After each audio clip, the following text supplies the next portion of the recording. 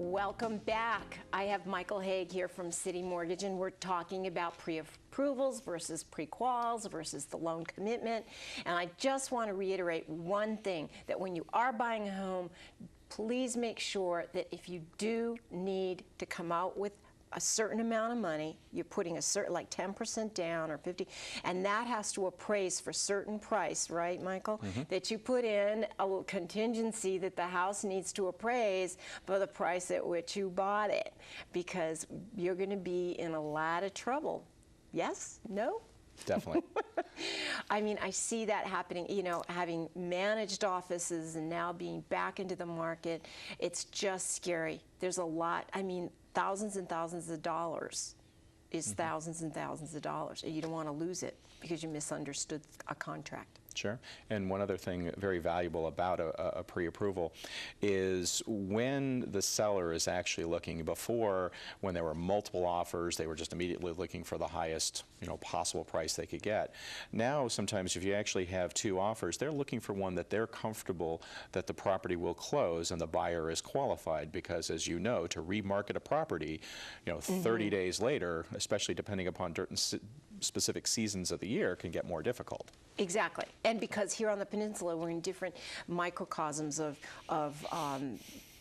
what's going on. I mean, no city is like the same. You know, I've said it over and over again. I was in a city where the multiple offers are still going on. The school system's driving it.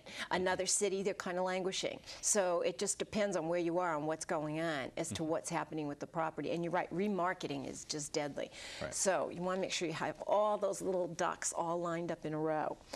We had Carol Rodoni on a few weeks ago, and she spoke about the market, and trends and issues questions came in, and I thought that you'd be the perfect person to share one of the questions with. I'm a buyer. I do not think I'll ever own a home. I hear discouragement there. My husband and I have been looking for a 3-bedroom, 2-bath, single-family home with a nice yard because we want to start a family. Everything's too expensive. We're getting very discouraged. Should we just drop out until prices come down? What do you think, Michael? Can we time a market? No, and I look at people who are asking that question all the time. Should I jump in or should I jump out? One of the things that I come across when I talk to most people is we can't afford to buy the house to rebuy the house we live in now.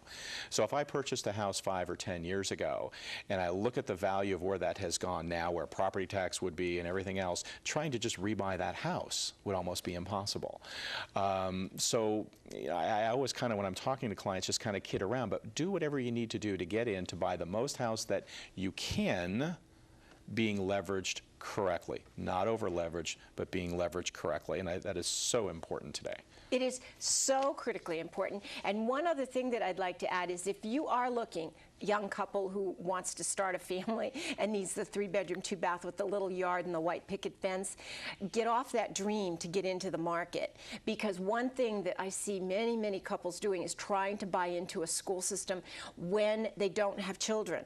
And the schools are so crowded. I mean, correct me if I'm wrong, Michael, but schools are so crowded that buying there without the kids. Now, if you've got children, that's a whole that whole card game's off the table. But if you haven't had them yet, that school could be closed down for not closed down, but just not available to you, based on the fact they'd be overcrowded. Or the school itself could actually change. So the key is buy in when you can and stop the hemorrhaging from taxes, yes? I would agree. The tax benefits of owning a home, the appreciation of the property, and just, again, a good store of building wealth. Carol went over this quite a bit, and she's, again, phenomenal and pointed it out very well. She absolutely did. She absolutely did. And one of the things that I'd just like to reiterate, because I know we have about a minute left, is, and what she did say, as I go through my notes here, is that you have to look at real estate as an asset. Correct. Absolutely. It's an asset. It's an ideal. It's to live in or to get income. It's for tax deduction. It's for equity.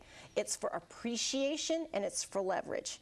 So use it as a tool to build your wealth, and it's a must-have in everyone's portfolio.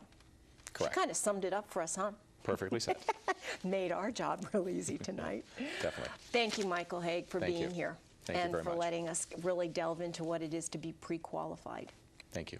Okay.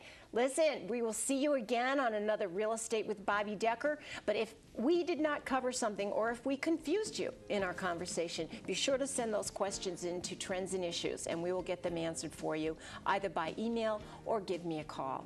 And thank you again for being here and watching Real Estate with Bobbi Decker. We'll see you next week.